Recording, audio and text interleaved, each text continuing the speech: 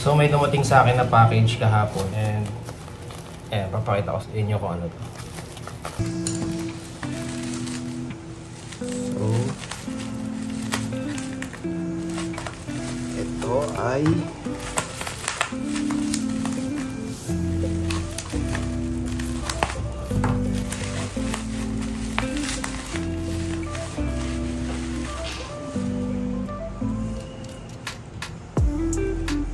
this is the bicycle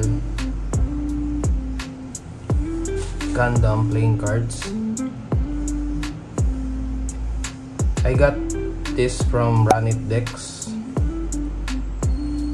worth 920 pesos. I'll put the link in the description below so you can order one. May libre pa silang stickers. Sabi, ano daw to? Exclusive sa China. Actually, meron tong 4 na variants. Merong, ito si Lolo Gundam. Yung isa ay Unicorn. Merong Seed.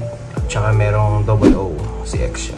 Kaso ito lang yung binili ko kasi ito lang yung kaya ng budget ko. Ayan. Tsaka mas maganda to si OG Gundam, Lolo Gundam. Buksan natin.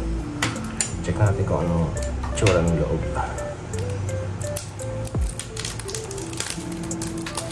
Wow.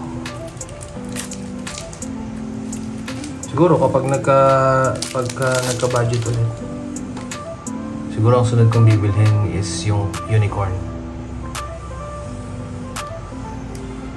Ayan. Sealed siya.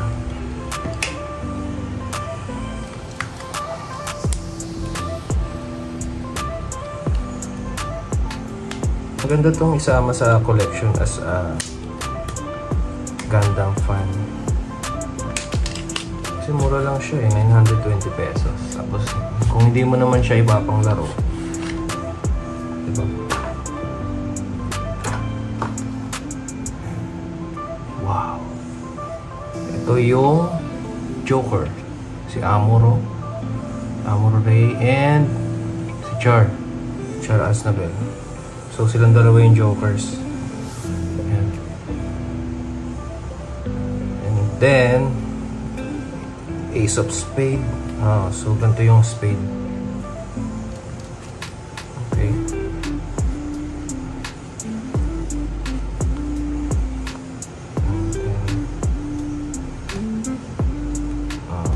Ito yung mga Jack, Queen, and King ng Spade. Si Gantak. Wow, yung King ng Spade, RX-78 nice, ganda. Ito yung Diamond. Sino kaya yung nasa Jack, Queen, and King? Oh, okay, Zaku. Tsaka si Ziyong. Nice, ang ganda ng design. I like it. Ito naman yung sa flower, yung white base. Ito GM.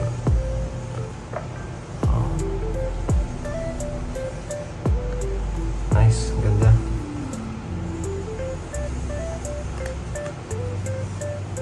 And this is the hearts.